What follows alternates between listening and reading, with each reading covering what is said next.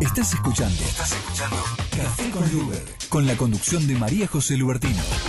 Toda la actualidad con una mirada diversa y feminista. Café con Luber, por Radio Sónica.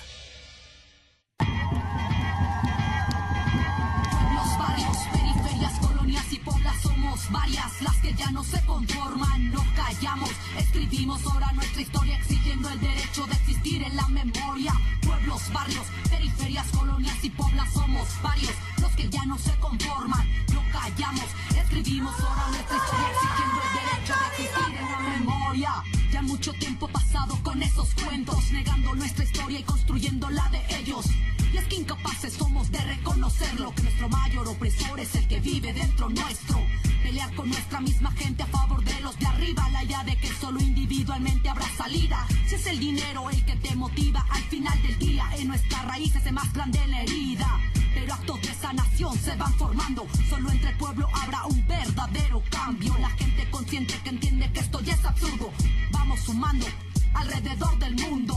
Desde lo más humilde donde no parece haber esperanza de vida es donde se puede conocer la verdadera riqueza que tiene cada ser, que sacar adelante a su gente es su mayor deber.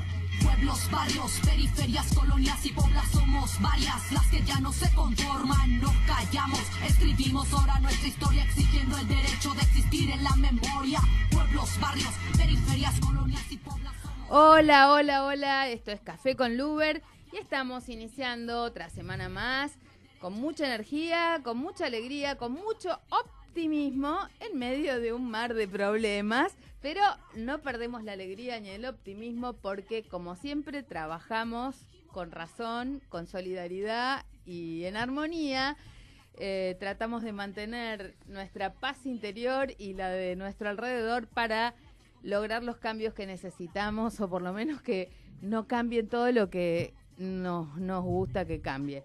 Bueno, estamos con una semana que fue dura para la democracia en América Latina y en el Cono Sur en particular, con esa detención de Lula, que si bien muchos de nosotros, yo no he visto el expediente, pero por todos los indicios de los que disponemos y con los abogados y la gente que nos merece respeto en aras a la transparencia, evidentemente hay una causa armada, sin pruebas, sin papeles claros y una detención bastante innecesariamente escandalosa, porque obviamente estamos hablando de un expresidente de la Nación que goza con gran apoyo popular, que iba o va a competir en las próximas elecciones y reviste un viso de bastante duda y sospecha esta prisión preventiva innecesaria, porque no hay condena, no hay juicio, digamos que todavía no hay ningún estadio, ni duda ni de sospecha de que esa persona pueda huir si hubiera algún motivo de apresamiento, porque obviamente si se va a presentar de candidato a presidente, va a estar en Brasil, no es que se va a ir al medio del África huyendo, ¿no? Entonces, la verdad que fue un trago bastante amargo para quienes lo conocemos, gozamos de su amistad, respeto, compañerismo durante tantos años en América Latina. Ha habido marchas, movilizaciones, no solo en distintas ciudades del Cono Sur, sino también en distintas partes del mundo. Y bueno, estamos esperando no solo la apelación a esta decisión, sino también la presentación que se ha efectuado ante organismos internacionales en materia de derechos humanos. Otros temas de la semana, estuvimos en la legislatura porque el gobierno de la ciudad presentó un proyecto para volver a incinerar, sí, así como lo escuchás, para quemar la basura en la ciudad de Buenos Aires. Algo que es grave porque si bien se habla con el eufemismo de termovalorización energética, de lo que se trata es de que como no se cumplieron los estándares de la ley de basura cero, que establece que debía reciclarse y disminuirse la cantidad de residuos que se entierran en el predio del SEAMSE, como está por colapsar el predio del SEAMSE y como en la ciudad de Buenos Aires no hay ley de envases y no se para de generar toneladas y toneladas de basura, no se les ocurre nada mejor que en lugar de apoyar a los recicladores urbanos, apostar a la separación en origen, bueno, volver a quemar la basura como hacíamos en la época de la dictadura, cuando yo era chica, que había un incinerador en nuestras casas, algo parecido va a suceder, y esto es grave, porque quemar basura es cancerígeno, quemar basura mata. Nosotros tenemos una ley en la ciudad, vamos a seguir hasta las últimas consecuencias, y además esto implica dejar a miles de recicladores urbanos sin trabajo, porque obviamente si se vuelve al atajo de quemar basura, las empresas van a querer quemar más kilos de basura sin discriminar lo que puede ser reciclado, y nosotros sabemos que el 80% de los residuos que se producen son reciclables. En cambio, la ciudad está nada más que separando y recuperando el 4% de ese 80% que podríamos recuperar.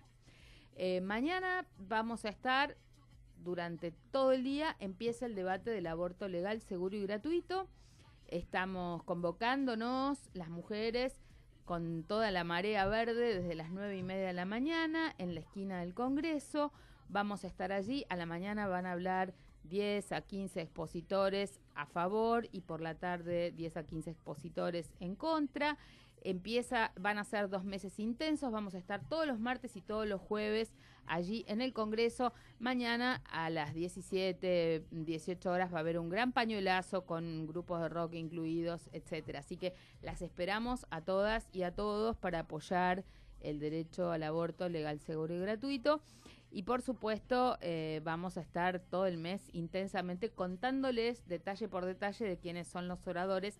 Mañana, además de varios conspicuos referentes en materia jurídica, como nuestra exdecana de la Facultad de Derecho, como Martín Bomer, que hoy tiene un cargo como funcionario, pero que tiene una larga trayectoria en el tema de derechos humanos, la gente del CELS, la gente del CEDES, de varias organizaciones.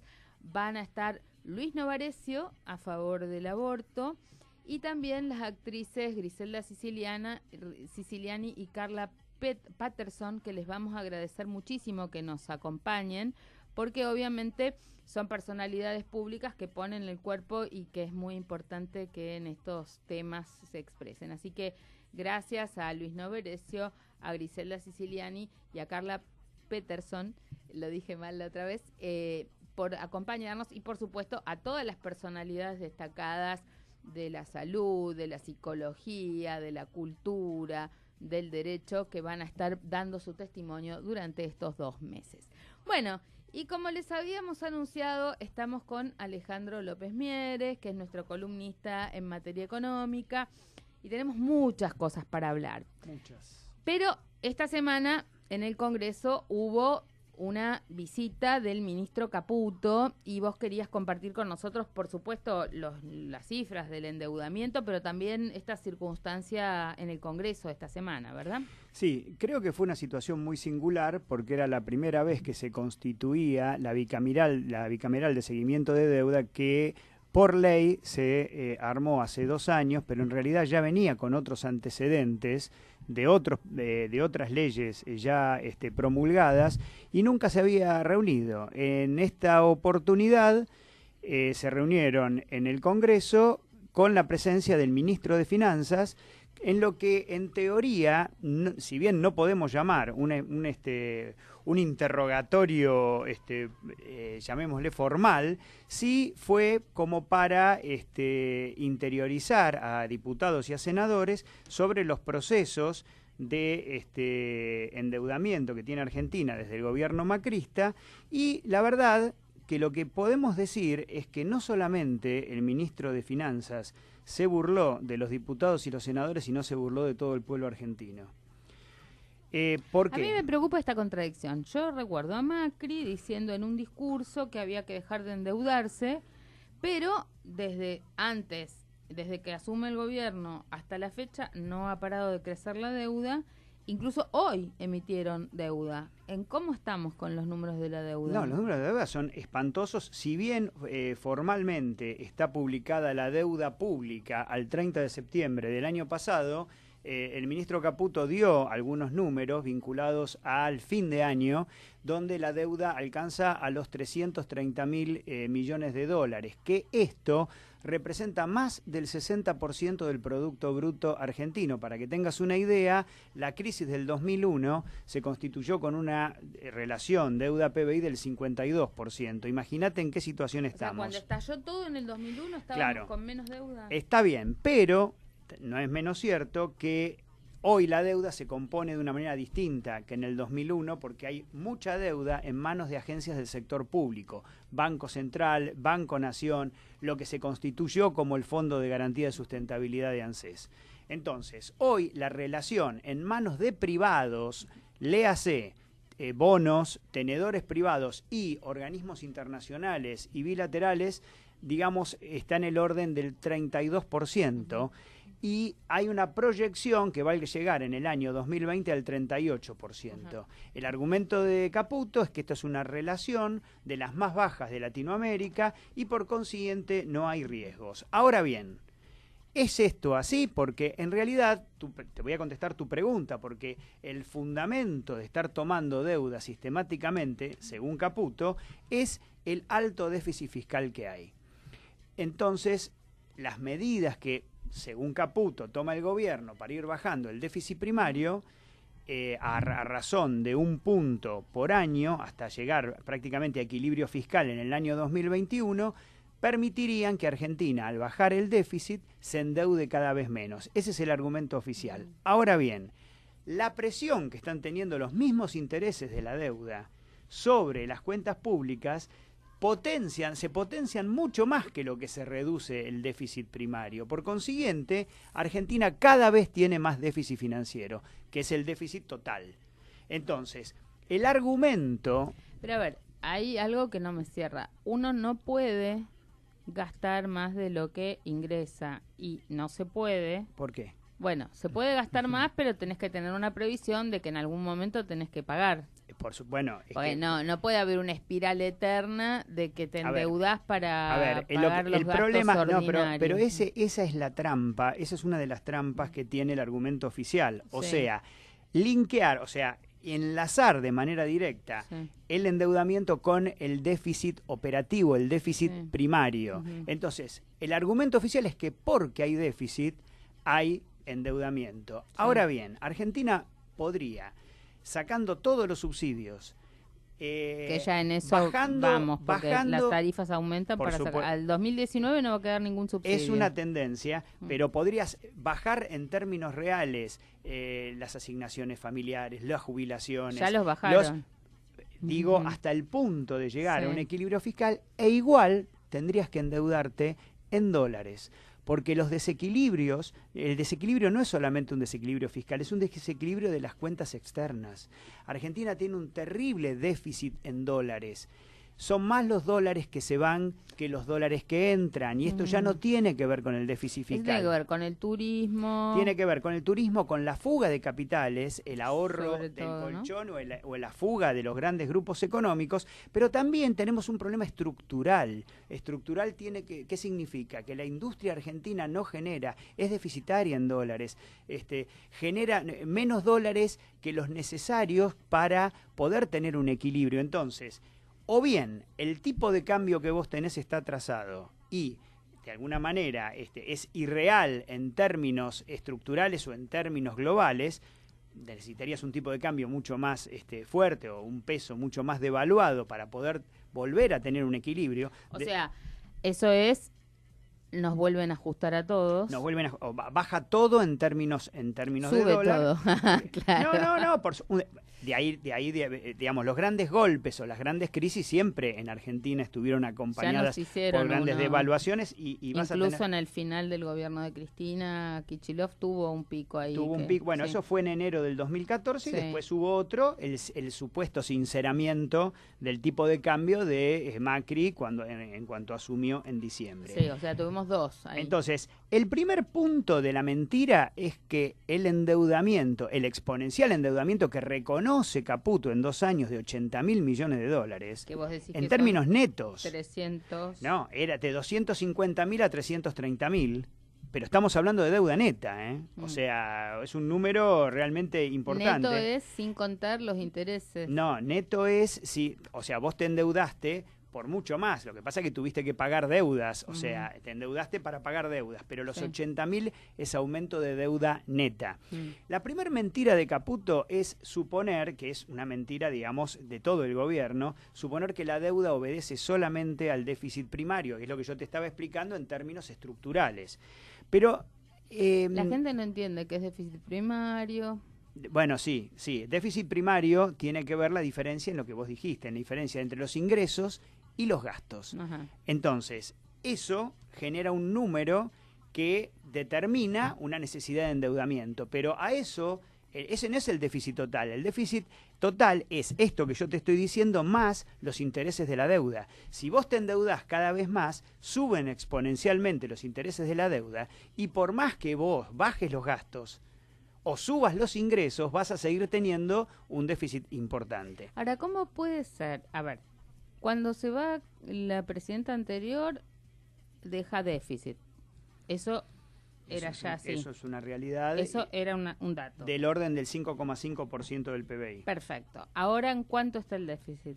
Bueno, ¿Está mejor, peor o qué? El déficit primario, o sea, sin intereses de deuda, está mejor por el mismo motivo que vos argumentaste. Ajustaron, digamos, los ingresos más o menos siguen una línea que tiene que ver con el crecimiento del país y la inflación, pero digamos, los tarifazos son la contracara de los subsidios. O sea, vos empezaste a bajar los subsidios. ¿Por qué también bajaste el déficit primario? Porque tenés menos gastos de capital. Contrariamente a lo que se piensa, bajó muchísimo el gasto de inversión. O sea, no están invirtiendo en nada. Menos de lo que se suponía. O sea, para poder ajustar los números y hacer alquimia con el número del déficit, empezaron a bajar los gastos de capital y los gastos de inversión. Estamos en problema porque eso para el sector de la construcción.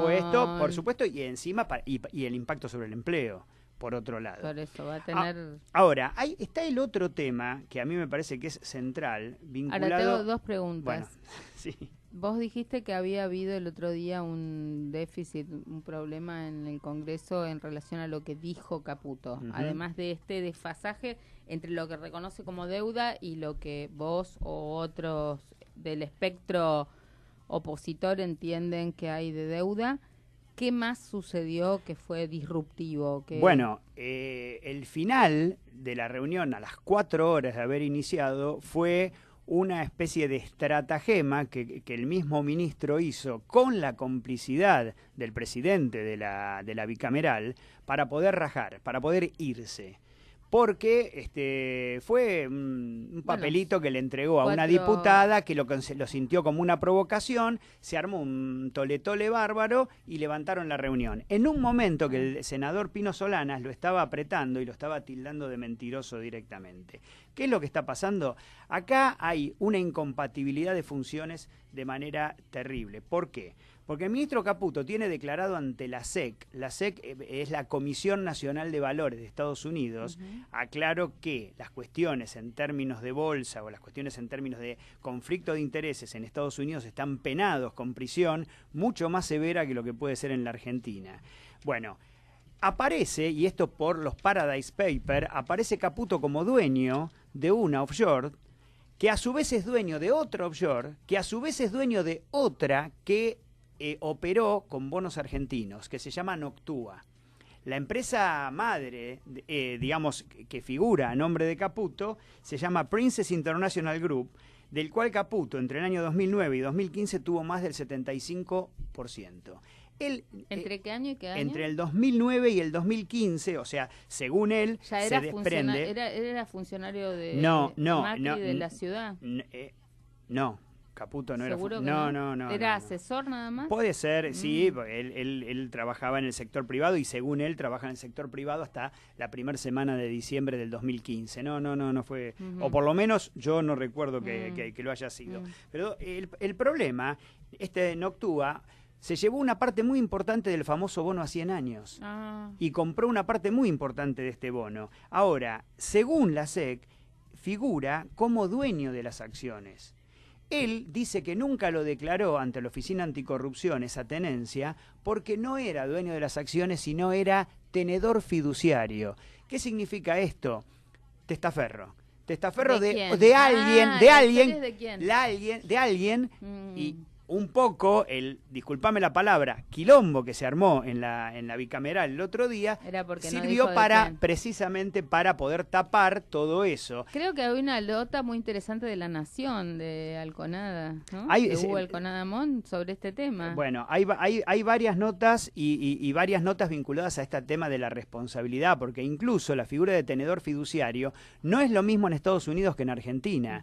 El trust en Estados Unidos no requiere la titularidad del bien de parte del fiduciario. En cambio, en Argentina, la ley de fideicomisos determina que el titular es el fiduciario, porque el dueño hace una cesión irrevocable. Con lo cual, o bien Caputo le mintió a la Oficina Anticorrupción y le mintió a la AFIP, o bien le mintió a la SEC, lo cual va a ser mucho más problemático para el señor, porque eso sí está penado, digamos, con prisión. Vamos a escuchar un poco de música para digerir este tramo de Café con Luber. Nos tomamos un cafecito y volvemos. Vamos a escuchar Las Manos de Filippi, que tienen un muy buen corte, que esta es Creo que creo. Ya hasta yo creo que creo, mira.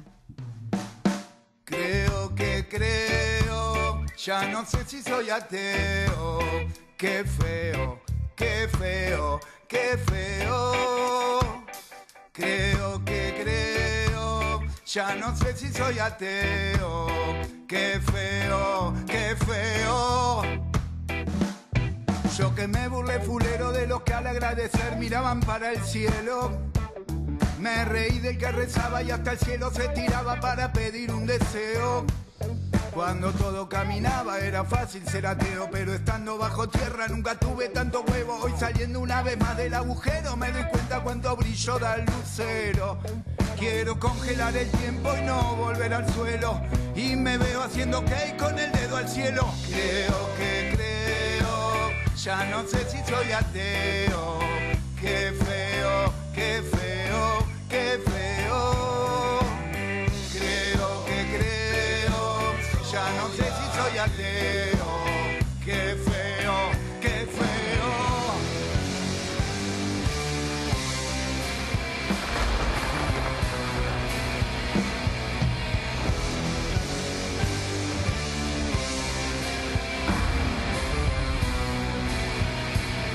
Y aunque nunca tuve nada, a veces tengo menos, y ahí es cuando me agarra esa especie de miedo. Por favor, Diosito, rescatadme del agujero. Dije muchas cosas, pero nada feo, porque estando en la lona no le mezquine consuelo. Que si por las dudas me hago el que creo, cuando llega lo bueno no es de hombre sincero. No darle las gracias a ese ser supremo, que soy un bicho que en un lado chillo y en otro calladito pongo los huevos. Por eso creo y me siento un hombre entero, ya no me siento un tero. Creo que creo, ya no sé si soy ateo. Qué feo, qué feo, qué feo. Creo que creo, ya no sé si soy ateo. Qué feo, qué feo.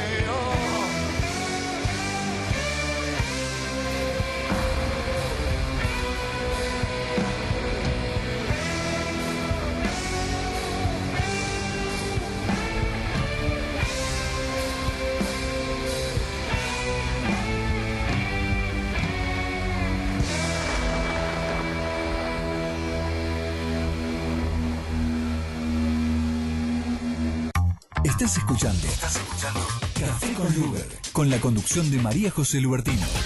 Toda la actualidad con una mirada diversa y feminista. Café con Luber, por Radio Sónica.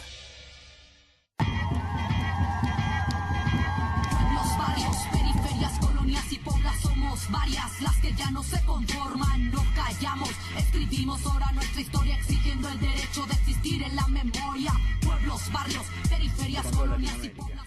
Bueno, y seguimos en Café con Luber. Qué buena Las Manos de Filippi, me encantó. Ahora después vamos a escuchar otro.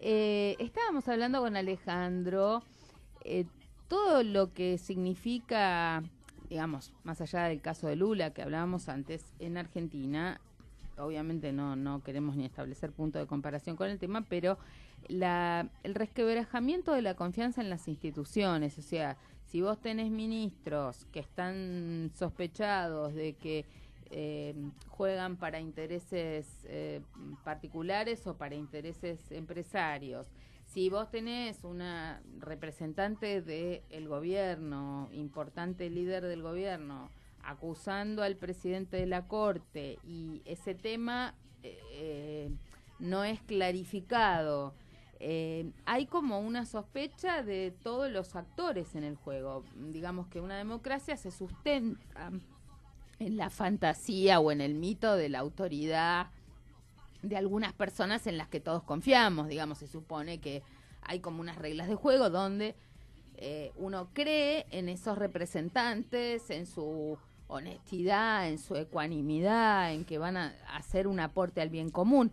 Cuando se quiebra, cuando una sociedad siente que está quebrada esa cadena de responsabilidades, todo vale, ¿no? Entonces, esto es muy duro. Te voy a hacer una metáfora financiera. Sí.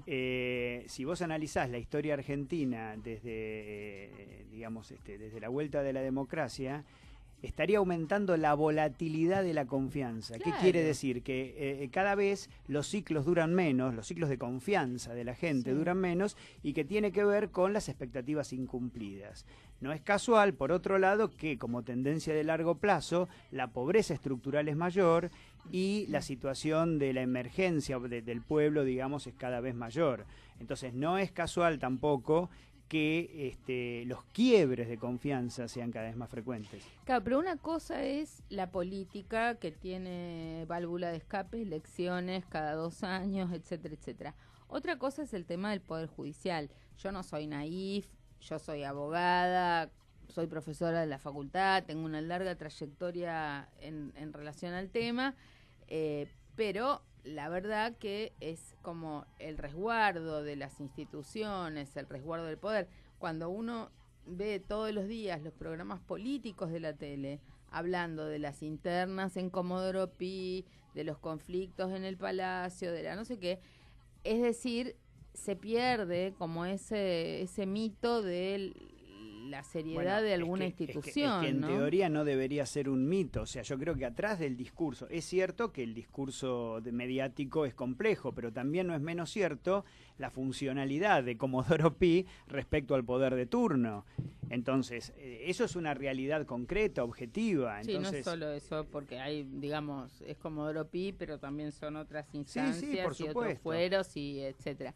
Uh-huh. Pero bueno, volviendo al análisis que estábamos haciendo, me gustaría retomar este punto donde estabas contando un poquito también lo de la pobreza, ¿no? Nos estuvimos semanas anteriores con mucha información. El gobierno dijo que según los datos del INDEC, la pobreza había disminuido, que esto no era suficiente, pero que había disminuido. El Observatorio de la Deuda de la UCA salió a relativizar eso. Después, desde otras instituciones tipo CEPAS, yo estuve en varios programas donde los economistas decían, bueno, dependen cómo calculan y puede haber un manejo de las variables para que les dé de esta manera. Pero lo cierto es que hemos tenido y estamos teniendo un mes de abril de tarifazos altamente intensivos. Les recuerdo que tenemos la audiencia pública por el aumento del subte el 19, pero este mes tuvimos aumento de agua, de gas, de garrafa, de peajes.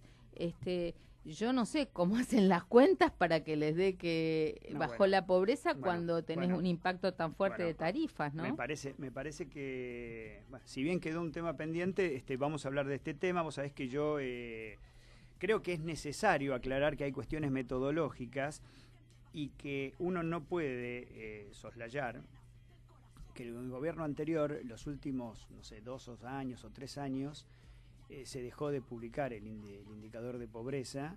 Cada instituto o cada usina, en función de sus intereses o en función de su mirada, daba su propio índice. Y lo que nosotros vemos el año pasado, desde mejor dicho, desde 2016, desde la supuesta normalización del INDEC. Eso es una barbaridad. Nosotros tendríamos que tener por ley, nosotros tendríamos que tener por ley qué cosas deben ser publicadas con unos parámetros de cómo se miden, y eso tendría que ser como intangible, a ver, ¿no? Yo lamento, más allá de las cosas con las cuales yo he simpatizado con el gobierno anterior, recuerdo a la expresidenta diciendo que Argentina había un 5% de pobreza Alemania, ¿no? y el 1% de indigencia. Pero ¿qué pasa? La misma situación, o sea, el hecho de seguir en el tiempo de manera continuada subestimando el IPC, el índice de precio del consumidor, llevaba a que la canasta básica en la cual se mide la pobreza por ingresos fuera cada vez más pequeña. Por lo tanto, los salarios crecían a una velocidad, la canasta subía a una velocidad de IPC menor que la real, entonces los sueldos reales crecían de manera increíble y te llevaba a ese tipo de inconsistencias. Axel Kicillof, en realidad, antes que pelearse con Moreno, prefirió, por una cuestión hasta yo me imagino de pudor, digamos, suspender la medición de pobreza porque daban números que realmente no se los creían ni ellos mismos. Entonces, este apagón estadístico le sirvió al gobierno también para, primero, redefinir la canasta a partir de la cual la canasta se iba a medir la pobreza e hizo la serie para atrás. Ahora, ¿qué pasa? No están los números, ni siquiera están los números de EPH, de encuesta permanente de hogares, de fines del 2015. Entonces, para sacar el número de pobreza a fin del 2015 hay que hacer una inducción. Y esa inducción depende de la canasta que se tome.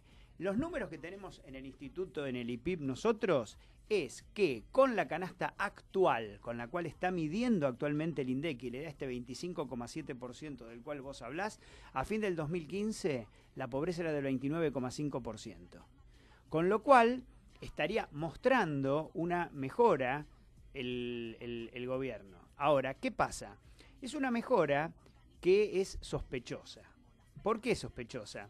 Porque uno no se tiene que olvidar que está tomando como base, digamos, de comparación, un 32% aproximadamente que miden a mediados, que es la primera cifra oficial que tiene este gobierno, de mediados del 2016, después de la devaluación, del pasaje a precio de la devaluación, de la pérdida del salario real monstruosa que hubo durante el año 2016. Si vos tomás el año 2016 y 2017 en su conjunto, la pérdida del salario real supera el 6% en términos, la pérdida del salario real en términos reales. Entonces, es muy difícil suponer cómo baja la pobreza si el salario real bajó. ¿El empleo subió o bajó? Bueno, ese es el tema. Porque digo, a ver, yo veo, acá estamos en Congreso, en este momento hay una marcha, una movilización, va a haber una movilización permanente durante 5 días de la gente de la CTA Autónoma, de ATE, y vemos trabajadores de muchísimos rubros que están perdiendo luz. O sea, no es solo el empleo público y los del INTI, sino que está Carrefour pidiendo cerrar. Exacto. ¿Qué estamos hablando? Pero ¿Cómo puede ser que Carrefour, que es el cuarto empleador de la Argentina, esté cerrando con negociaciones a mitad de sueldo? El caso particular de Carrefour tiene que ver con una reestructuración a nivel global. En el cual Argentina, digamos, es una cadena corta, digamos. Tienes que mirar el micrófono. Entonces, pero déjame ir a otra cuestión, porque digo, el punto de partida al cual baja la pobreza, pero ¿cómo es posible, volvemos, a que bajando el salario real formal vos tengas una baja de la pobreza? Entonces, la respuesta es que el desaliento a la búsqueda de trabajo de parte de la gente, porque obviamente aumentó la desocupación formal durante el año 2016 y durante el año 2017, generó, digamos, estrategias de autoempleo, de cuentapropismo, que el INDEC toma como empleo real. Entonces, porque se dieron de alta como monotributistas, ¿qué onda? Monotributistas y toda la gama, digamos, de trabajo informal que vos te puedas imaginar, que obviamente es una estrategia superadora respecto a no tener trabajo, pero no es trabajo formal registrado. que determine esto, si no sería incompatible en los números, serían absolutamente inconsistentes. Entonces, yo sospecharía de este número. Y tercero, que me parece importante decirlo, este número es el promedio de los últimos 2 trimestres del año 2017, año electoral y año en el cual hubo una pequeña recomposición del salario real respecto al 2016. Pero ya en el último trimestre ya empezás a tener los tarifazos de agua, luz y gas, empezás a bajar el salario disponible a la gente para consumo y ni hablar de lo que son los 2 primeros trimestres del 2018 cuando se conozcan. Entonces, este punto, lo que el gobierno está festejando, tirando cañitas voladoras al aire, diciendo que la pobreza va a bajar, seguramente vos ya tenés el punto de inflexión en el primer bimestre del 2018 con una tendencia a complejizarse. Entonces, este número, para mí, digamos, no es representativo de la realidad. El tarifazo es lo suficientemente monstruoso. Bueno, vos en el programa lo hablaste con otros integrantes del programa, pero el salario disponible para consumo, para alimentos, para ropa o para, digamos, esparcimiento y para vivienda, disminuye dramáticamente. Porque la gente tiene algunas cosas que son fijas, ¿viste? Los alquileres no paran de subir, bueno, porque es una variable que se ajusta y la gente tiene que vivir en algún lugar. Cada vez peor. Las tarifas no paran de subir y es una variable dura. Nosotros estamos hablando de pobreza energética cuando una persona destina casi la mitad o más de la mitad de su sueldo al pago de tarifas.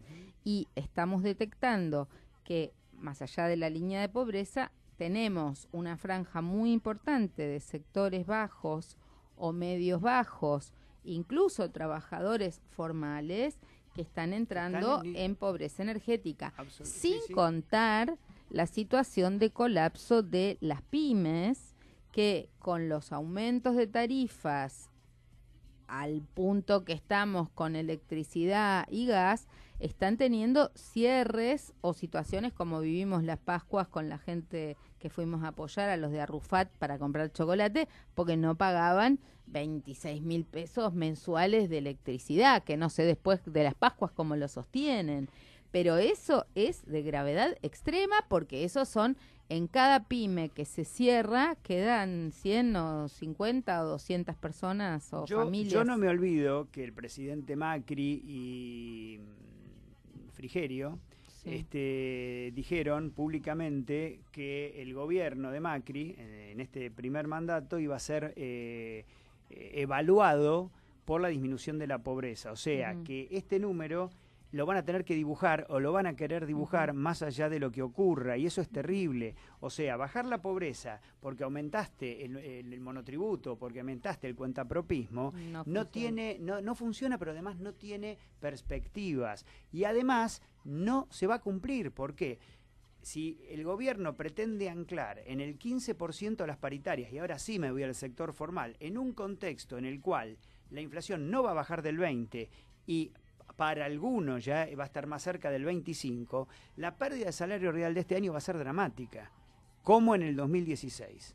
Entonces, en resumen, a mí me parece que los números del INDEC reflejan una fotografía que poco tiene que ver con la película. Decime una cosa, en los últimos años, decime los últimos 4 años, digamos, más allá del final del otro gobierno, ¿cómo fue la inflación de los últimos 4 años más o menos? El final del gobierno de Cristina, el Macri, ¿cómo estamos? Porque eso también tiene un efecto que es acumulativo, ¿viste? Es muy curioso que, sacando el año 2016, que vos tuviste el efecto de una devaluación importante, y por lo tanto tuviste un 40% de inflación aproximadamente. 2016 fue un 40%. Pareciera que Argentina se acostumbra, más allá del gobierno, a una inflación estructural del orden del 25% anual.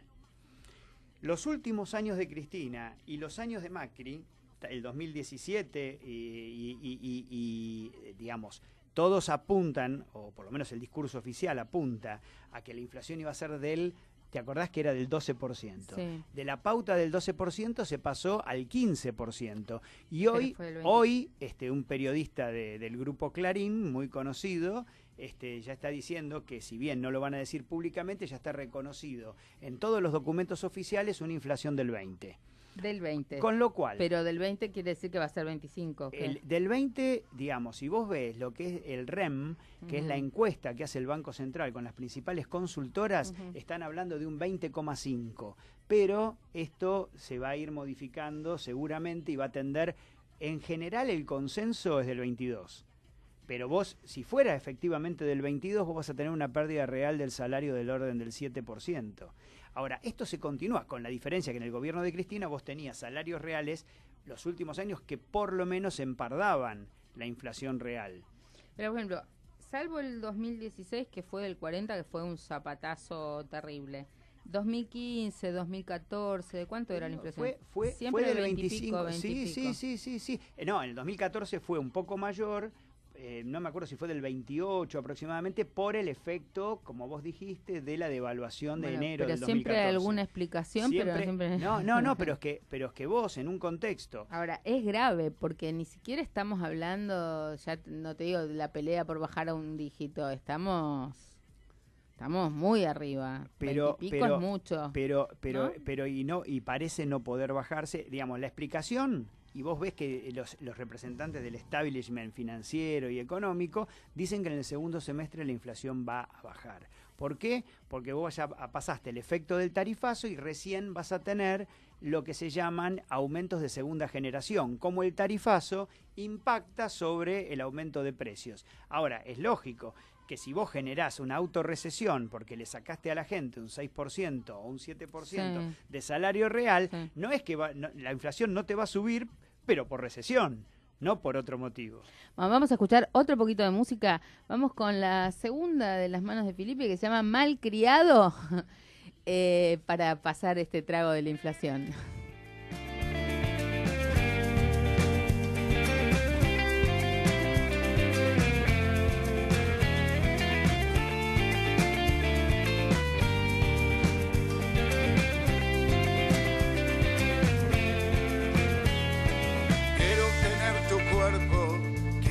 Quieras besarme, quiero dejar de andar por la vía, quiero subir al tren y sentarme, quiero vivir la vida tranquilo, cada segundo quiero tocarlo, quiero atestar las redes de amigos y cuando quieras eliminarlo,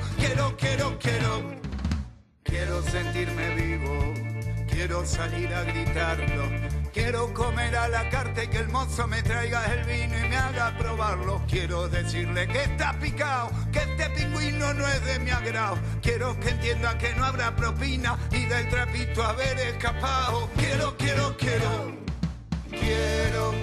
andar por la vía y que el motorman me toque bocina. Quiero vivir colocado. Quiero vivir de grande como me han criado, sin hermano y mi padre me han acostumbrado a que todo lo que yo quería, como por arte de magia venía. Hoy que quiero acomodar mi vida y que mi padre me ha cortado el hilo, ya no sé quién elevar mi pedido. Soy un malcriado. Quiero que cuando abra los ojos salga el sol y se ponga en la siesta, que vuelva a salir por la noche, cuando me duerma desaparezca. Quiero en mi cumpleaños una fiesta sorpresa. ¿Pa qué? Pero quisiera enterarme antes para poder ordenar la pieza. Quiero andar por la vía y que el motorman me toque bocina. Quiero vivir colocado, quiero vivir de grande como me han criado.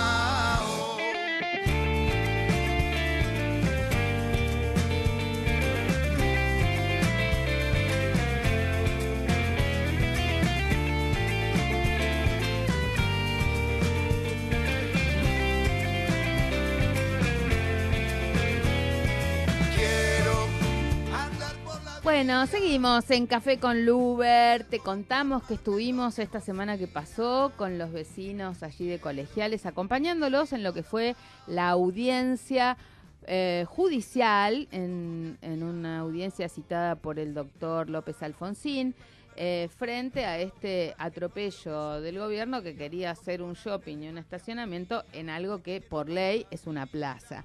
Así que bueno, nos desquitamos hablando todos los vecinos que usamos esos espacios verdes y públicos ahí en Colegiales, que no somos solo los de Colegiales, sino también los de otras zonas aledañas como Palermo. Ahora el gobierno dijo que va atrás con lo de hacer el shopping.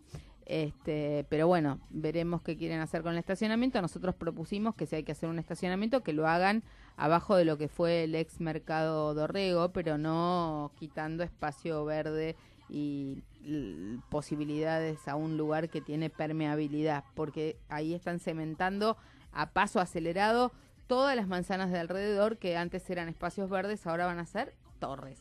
Pero bueno, enganchado con eso, ya sabés que está en debate, además del retroceso en la ley de basura cero, el nuevo código urbanístico.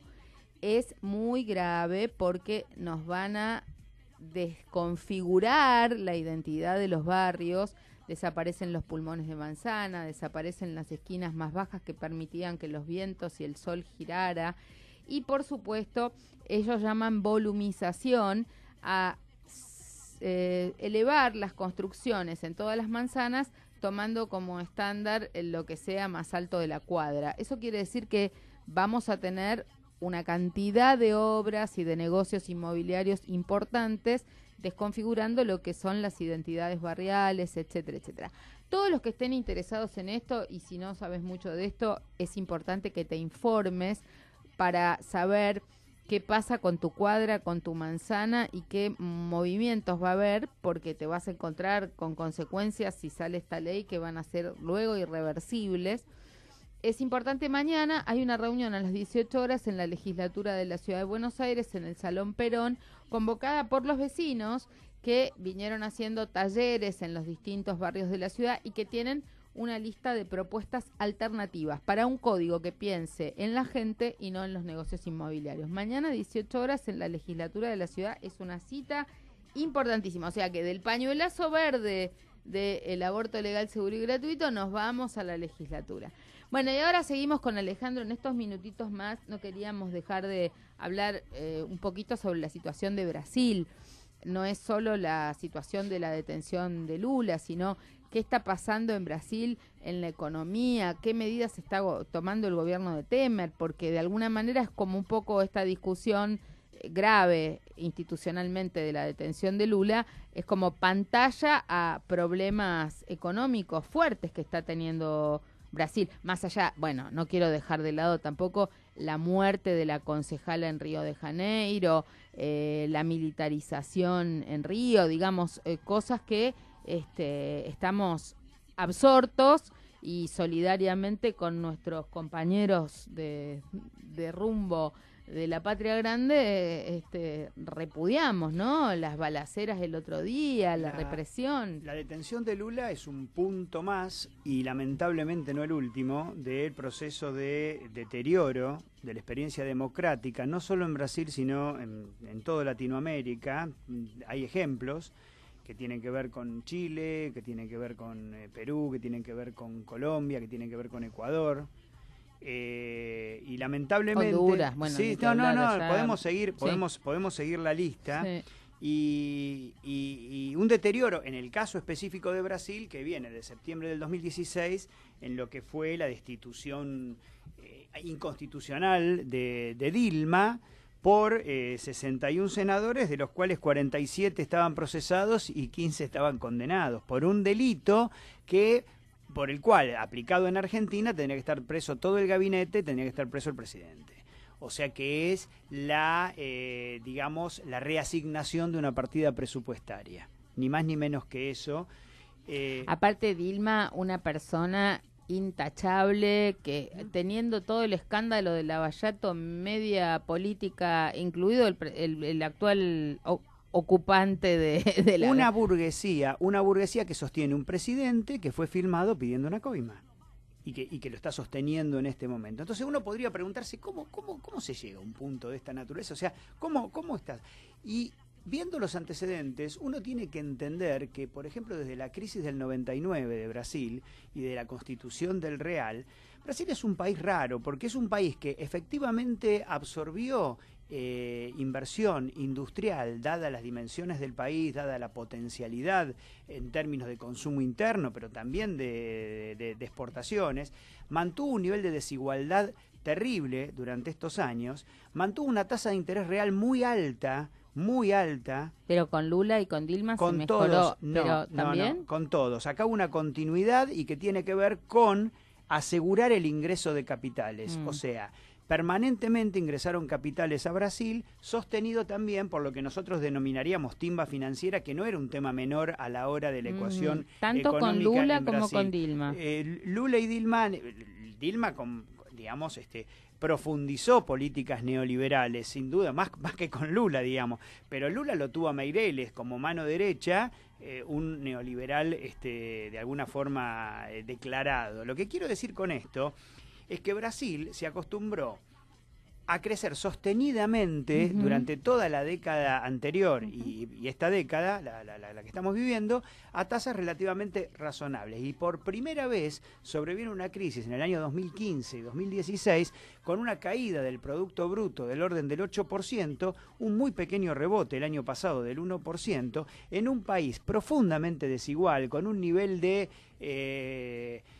economía en negro terrible, y la lectura, o sea, pretender ver a Brasil con los ojos argentinos y con la mirada argentina es un error, porque lo mismo que, si vos ves los agregados económicos, lo mismo que aplicado a la Argentina tendría una dimensión mucho menor que lo que puede pasar en Brasil. Este shock económico que hubo los dos últimos, en 2015 y 2016 en Brasil, generó lo que nosotros vemos de la militarización en Río de Janeiro, la inseguridad, las muertes y la demanda de seguridad que ya atraviesa todas las clases sociales en Brasil y que quizá ponga a un marginal como este sujeto Bolsonaro, que figura segundo en las encuestas, figuraba y tiene mucha presencia. Este tipo vendría a ser una especie de Olmedo, ¿viste? El salteño nuestro, digamos, o sea, que es capaz de decir este tipo de barbaridades públicamente, y sin embargo, ya te digo, su apoyo atraviesa las clases sociales y genera una gran preocupación, pero no solamente en Latinoamérica, si este sujeto fuera presidente, sino también en la misma burguesía brasilera que está empezando a preocuparse, limpiado Lula o el peligro populista, entre comillas, de Lula, si lo corren de la cancha, ¿quién puede llegar a ser el candidato? No sé, O cómo se construye un candidato que no lo tienen hoy. Hoy tenés tres figuras que pueden ser potencialmente corrido de Lula. Meireles, que fue el colaborador de Lula, el ministro de Economía, Marina y Ciro Gómez.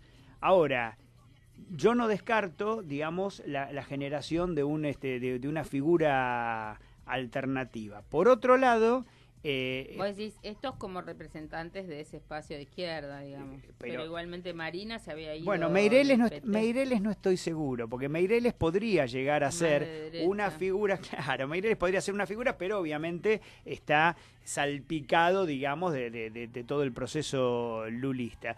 Pero la burguesía brasilera va a buscar seguramente una figura fuerte, una figura que imponga orden, que no sea Bolsonaro. Y Marina se fue de la estructura del PT, trabajó temas ambientales, pero está muy rodeada por por la bancada de los evangelistas, con algunas posturas, digamos, críticas en algunos temas. Y Ciro Gómez, no sé. Y el impacto, y no quiero olvidarme del impacto sobre Argentina, porque la mayoría de los economistas son muy optimistas con Argentina, porque dicen que dado el crecimiento de Brasil el año pasado, que fue solo del 1%, habría un arrastre y Brasil estaría mejorando económicamente. Bueno, eso está por verse. El ingreso disponible de la gente aumentó porque venía con una demanda, con un aumento salarial de la inflación del año anterior, o sea que el año 2017 fue bueno respecto al consumo, pero no lo va a ser el 2018. Entonces, el pronóstico es muy preocupante. Lula detenido, y quizá lo dejen detenido, digamos, un tiempo más, pero lo más importante no es si está detenido, sino si lo corren de la carrera presidencial. Yo creo que si no lo logran correr, Lula es el próximo presidente de Brasil, cosa que la burguesía brasilera no va a tolerar. Estamos en problemas.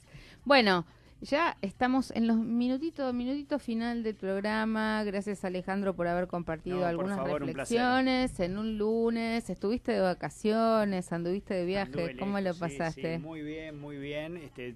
Pero bueno, pues conocí un lugar que no conocía, conocí Londres. Ah, qué bueno. Y me caminé medio Londres, la verdad, fue una linda experiencia. Bueno, la Beatlemanía. Sí. Escuchen, nos estamos viendo el lunes que viene, pero mañana no se olviden, vamos a estar a full en el Congreso de la Nación. Arranca el debate por el aborto legal, seguro y gratuito.